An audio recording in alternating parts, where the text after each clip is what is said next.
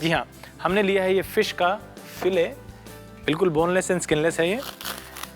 इसको हम लंबी लंबी फिंगर्स में काट लेंगे, लेकिन इसको काटने से पहले आइए हम बना लेते हैं इसकी एक बैटर, जिसके अंदर हम इसको मैरिनेट करेंगे। और इस बोल में हम ले लेंगे मैदा। इस मैदे में हम डालेंगे नमक। नमक के बाद इसमें डालेंगे हम काली मिर्च का पाउडर, आप चाहें तो इसमें सफ़ेद मिर्च का पाउडर भी डाल सकते हैं। और अब डालते हैं इसमें हम मस्टर्ड पेस्ट। काफ़ी शार्प होती है ये, इसलिए थोड़ा सा हिसाब से ही डालना चाहिए इसको। मस्टर्ड पेस्ट के बाद इसमें हम डालेंगे एक ख़ास चीज़, और फिर देखिए आप कमाल इस बैटर का। एंचोवीज एसेंस के बाद आइए इसमें डालते हैं हम नींबू का रस। उसके लिए हम नींबू को काट लेते हैं और इसका रस निकाल लेते हैं। इसमें 2 से 3 नींबू डलेंगे और काफ़ी खट्टापन आ जाता है।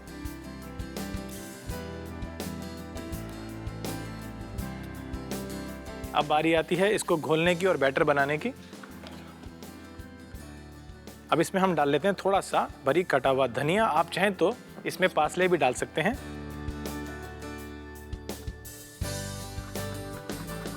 हम इसमें धनिया डाल लेंगे।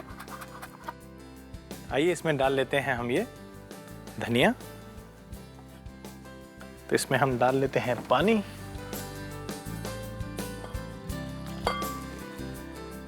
पहले इसको हम एक पेस्ट के रूप में बना लेते हैं ताकि कोई गुठली ना पड़े इसमें। फिर थोड़ा थोड़ा करके पानी और डालेंगे और एक निज़ाम, एक बैटर हम तैयार कर लेंगे। उसके बाद इसमें डालेंगे हम फिश फिंगर्स। आप अपनी मनपसंद फिश का इस्तेमाल कर सकते हैं। फिश के कांटे निकालने के बाद हम सुरमई फिश का इस्तेमाल कर रहे हैं। आप चाहें तो सोल या बेक्टी या स्नैपर, जो भी आपकी मनपसंद फिश हो उसका इस्तेमाल करके उसकी फिंगर्स निकाल लीजिए। और अब इसको हम बीच में से काट लेंगे और इसको भी हम बीच में से कांटों को निकालते हुए, ये इसके कांटे हैं, ये कांटे हम दूर कर देते हैं। अब इनकी हम फिंगर्स निकाल लेते हैं। फिंगर निकालने के लिए हम इसके 2 हिस्से करेंगे बीच में से, और उसके बाद इसकी हम फिंगर्स निकाल लेंगे। फिंगर्स का साइज़ बराबर करते हुए इन ट्रिमिंग्स को हम रख लेंगे और बाद में इस्तेमाल कर सकते हैं। और आइए इन फिंगर्स को अब हम बैटर में डाल लेते हैं और कोट करते हैं बैटर के साथ। इनको अब इस बैटर के अंदर 1-2 घंटे के लिए रख सकते हैं ताकि जो इसका टेस्ट है वो अच्छे से इसके ऊपर लग जाए। उसके बाद आप इसको निकाल लीजिए और क्रम कर लीजिए।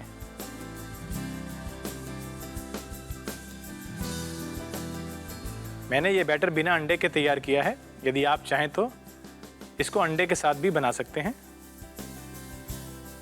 इन पे क्रम लगाने के बाद हम इनको एक प्लेट में निकाल लेंगे और इस तरह से हम सभी फिश फिंगर्स को क्रम कर लेंगे। और अब इन फिश फिंगर्स को हम इन साटे स्टिक में पिरो लेंगे और इस तरह से पिरोने के बाद इनको हम थोड़ी देर के लिए रख लेंगे ठंडा होने के लिए, ताकि जो क्रम लगा है अच्छे से वो इसके ऊपर सेट हो जाए। अब बारी है इनको डीप फ्राई करने की। तो आइए इनको हम गरम तेल में डीप फ्राई कर लेते हैं।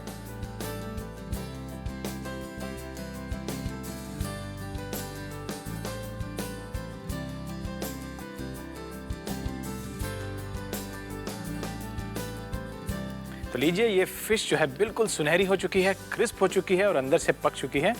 इसको अब निकाल लेते हैं हम।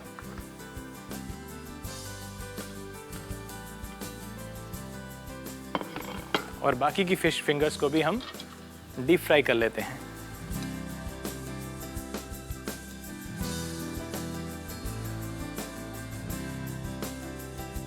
और इनको हम निकाल लेते हैं एक प्लेट में।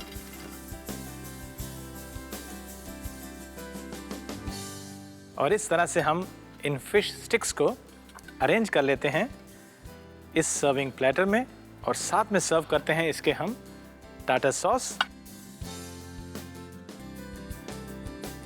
और सजाने के लिए इसको हम ले लेते हैं नींबू के स्लाइसेस। इस तरह से हम काट लेते हैं नींबू के कुछ पतले पतले स्लाइसेस। बीच में से इस तरह काटते हुए इनको इस फिश स्टिक्स के ऊपर इस तरह से सजा लेंगे।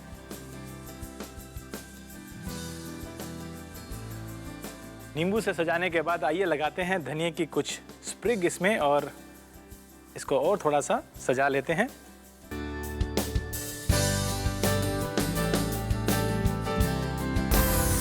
Food, it's sizzling.